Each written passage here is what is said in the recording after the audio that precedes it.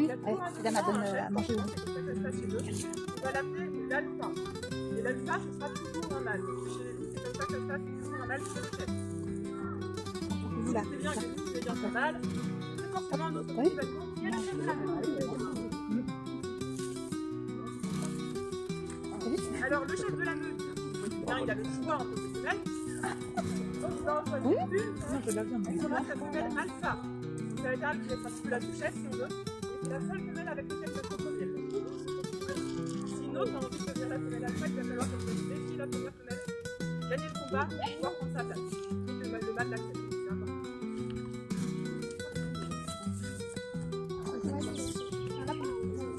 Donc, je dis qu'on a un mâle alpha, une femelle alpha. Après, il y a un autre qui rentre qui s'appelle bêta. Généralement, c'est un mâle. Et son rôle, en fait, c'est un peu garde du corps. C'est un petit alpha. Il n'a rien mangé.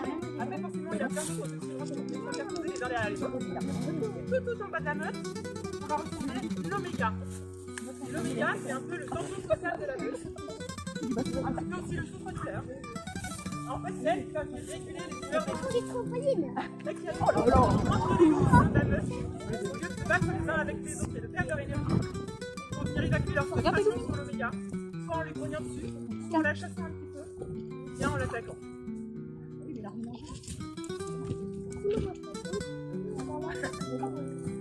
L'oméga, on peut souvent la reconnaître parce qu'elle a la queue entre les jambes, parfois les oreilles un petit peu pliées, et parfois quand elle vient chercher sa nourriture, elle se fait encore passer par les autres parce que c'est pas ce moment, elle est censée manger en dernière après les autres.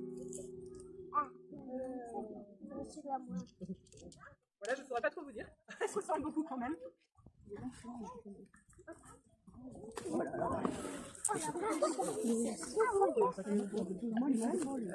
loups, on va les nourrir une fois par jour, à hauteur à peu près d'1,5 kg par individu.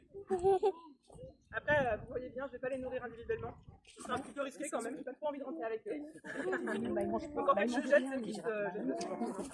Et ils vont se répartir. En fait, il y a un jour, il y en a qui va plus manger que l'autre, et le lendemain, ça va s'inverser. Dès qu'il aura plus mangé, il aura moins faim, il va donc moins manger, et celui qui a moins mangé pourra plus manger. Ça s'équilibre comme ça de jour en jour en fait. Ce qu'il faut savoir, c'est qu'à l'état sauvage, un loup est capable de manger jusqu'à 20 kg en une seule fois. Et les jours d'après, du coup, il ne va forcément pas chasser. Il va ce qu'on appelle jeûner. Du coup, il aura accumulé assez d'énergie, assez de nourriture pour ne pas avoir besoin de chasser les jours suivants.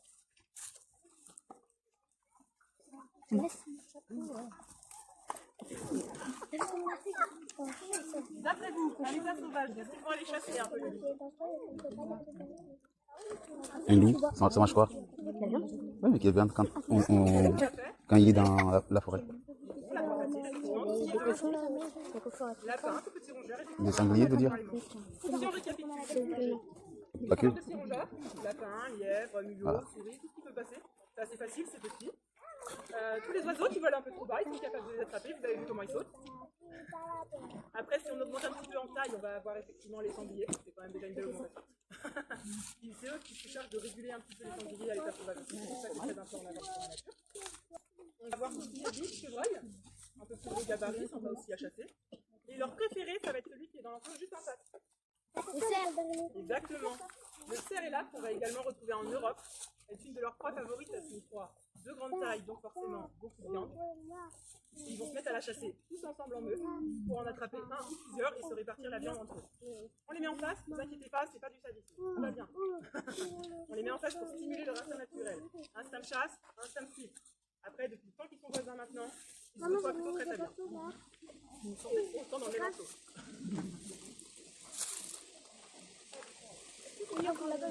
Alors moi, comme vous voyez, je ne leur donne pas des animaux vivants. Parce que c'est pas terrible au niveau éthique ni pour l'animal qu'on va donner quand même. C'est pas tout. En fait, toute notre viande, du coup, c'est de la viande crue qui va provenir des invendus.